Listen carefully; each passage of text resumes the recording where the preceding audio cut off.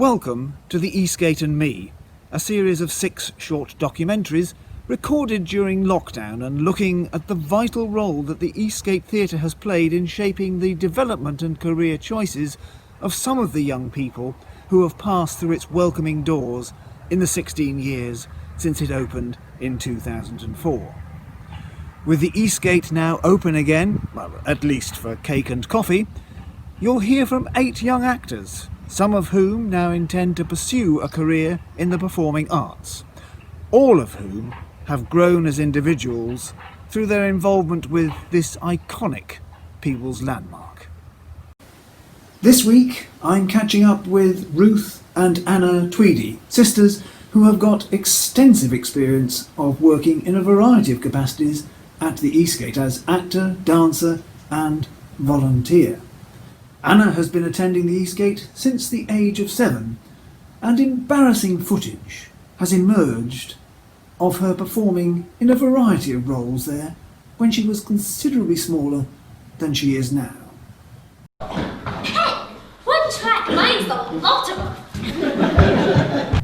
Anna is currently studying at Peebles High School, and Ruth just managed to complete a degree at the MIT in America before lockdown imposed its own new disciplines on academic study. Right, Ruth, what's been the greatest challenge for you of lockdown? I think the greatest challenge for me was the fact that I had to leave Boston, where I was finishing up university, pretty unexpectedly, and head back here and start into lockdown immediately. And so it was just a really big change from that kind of classic university experience of being somewhat miserable, but miserable alongside all your peers, and you're getting each other through it, to having to finish up, in your bedroom several thousand miles away from all your friends. So that was quite a big challenge, but my family were very supportive. They stepped up to the plate to fill that void. And they didn't mind the fact that you brought home an American accent as well. Dad minds a bit. He's working quite hard on getting me to get back to my former self, but back to your trained, received pronunciation. Yes, exactly. But mum's quite a big fan of it because she's got another American in the house now. Anna, what about you? I mean, definitely nothing as dramatic as what happened to you happened to me in lockdown, but it's probably just missing my friends and missing seeing people on a whole, like just interacting with the world as you do every day. Yeah, that's probably been the biggest challenge for me. Okay, so what have you missed in lockdown, Anna? I've missed being able to just go places, like going out for dinner one night just spontaneously, or like going up to Edinburgh and seeing a show, because like all of that is just completely cut off now, and it's been a big change because we are a family that's well into the arts.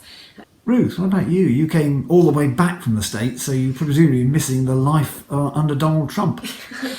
Yeah, well, some aspects of that, yes. I've missed, I guess, my independence. I was living by myself and living my young adult life, as it were, and I've, come back home, which has been lovely in some ways, but it has been a big shift. Or what are you planning to do when lockdown ends, Ruth? And has lockdown actually impacted on those plans at all?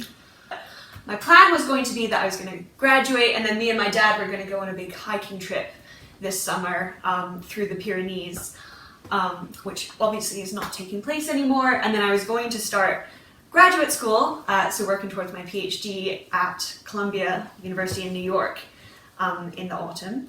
I'm no longer doing that this year, so I deferred for a year because obviously New York is not the best place to be at the minute with all of COVID. So the plan is that I'm going to be leasing a flat with one of my friends from high school in Glasgow and finding some sort of a job. Okay, what about you, Anna? Is it...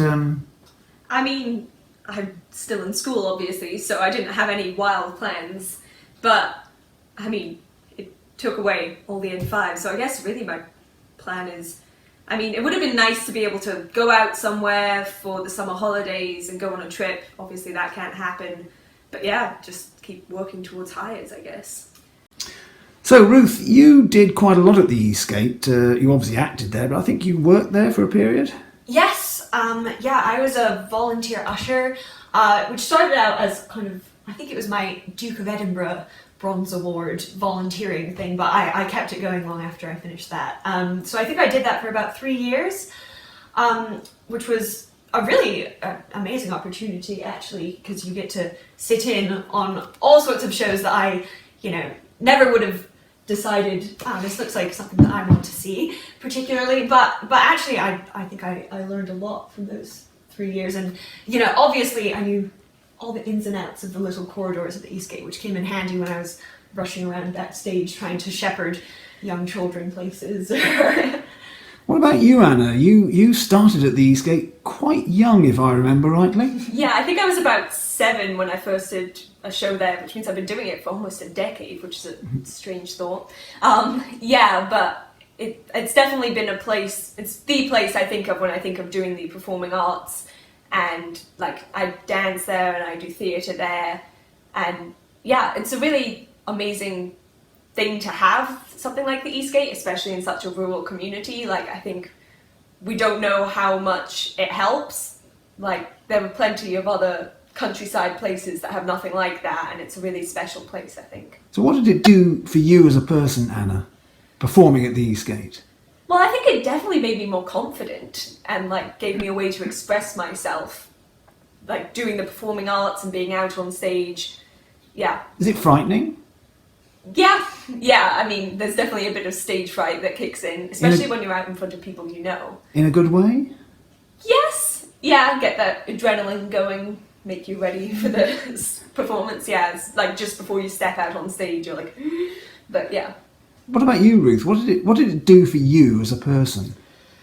Yeah, well, I mean, like Anna said, I think it was a massive confidence booster for me, and I genuinely loved it. It wasn't just something I was doing to put on my CV, but I think that I definitely credit, the work that I did at the Eastgate with, being part of my appeal when I was applying to universities and things like that. I think that I very much argued in my personal statements that my combination of a real love of theatre and the performing arts in general, combined with my kind of interest in science, was something that made me very unique. So MIT basically bought the idea that theatre was the route into a science degree then, did it? Yeah, well, something like that. I mean, actually my MIT interviewer was a massive theatre nerd, and so I think my interview went really, really well, mostly because we just chatted about Shakespeare for an hour and a half. And did you carry on when you left the UK to go to America to university in Massachusetts? Did you carry on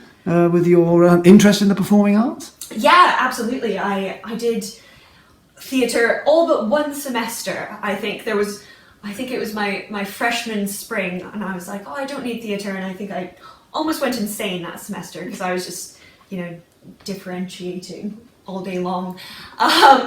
So I was part of the MIT Drama Shop and the Shakespeare Ensemble at MIT, and it was a really big part of my extracurricular activities while I was there. So the Eastgate basically gave both of you a little sort of booster in terms of confidence and in terms of developing you as characters. Would you say that's a fair comment? Yeah, absolutely. And you'd presumably love to see the Eastgate come back after the COVID-19 restrictions are lifted. Yeah, of course. I think it's a really integral part of the people's community at this point. Yeah, no, I absolutely agree with that. I mean, I said, but I vaguely remember a time before the Eastgate when we were doing performing arts, and we'd sort of be in a drill hall one day and, out on the park the next. And so when the Eastgate came, it was this really massive, or became this really central hub for all of the performing arts and pupils in the surrounding area. And I think it's really important that it continue.